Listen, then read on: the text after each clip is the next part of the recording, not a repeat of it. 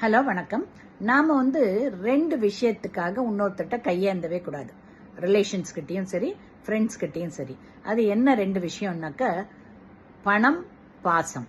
ரைட்டா? நம்மள அவமானப்படுத்திடும்.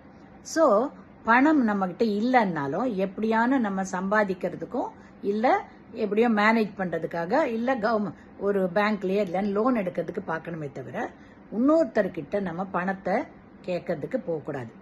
ஸோ அந்த பணத்தை நம்ம பிச்சை எடுக்கிற மாதிரி ஒருத்தட்ட கேட்டோம்னால நம்மளுடைய அன்னைக்கு வரைக்கும் நம்ம மேல இருக்கிற கௌரவம் அவங்க கிட்ட இருந்து குறைஞ்சிரும் அண்ட் நம்மளை அவமானப்படுத்த ஆரம்பிச்சிருவாங்க. ரைட்டா? ஸோ நம்மளுடைய மரியாதையை குறைச்சிக்கணும்னாக்க தான் நம்ம ஒருத்தட்ட பணம் வாங்கணும். ரைட்டா? அதே மாதிரியே பாசம். யாரான்னு நம்ம கிட்ட பாசம் இல்லாம விலகுறாங்கன்னாக்க நீங்களும் ட்ரை டு கம் அவே. ரைட்டா? அவங்க கிட்ட இந்த திருப்பி கெஞ்சிக்கிட்டு அவங்க கிட்ட பாசம் நம்ம கிட்ட இல்லாதவங்க வெறுக்கிறவங்கள நம்ம பாசத்துக்காக அவங்க கிட்ட பிச்சை எடுக்க கூடாது, கெஞ்சவும் கூடாது. ரைட்டா? அதனால வாழ்க்கையில் இந்த ரெண்டு இன்சிடென்ட்டும் நம்மளுடைய மரியாதையும் செல்ஃப் ரெஸ்பெக்டையும் குறைஞ்சிடும். ரைட்டா? அந்த கௌரவத்தை நம்ம குறைக்க வேண்டிய வேலையே இல்லை.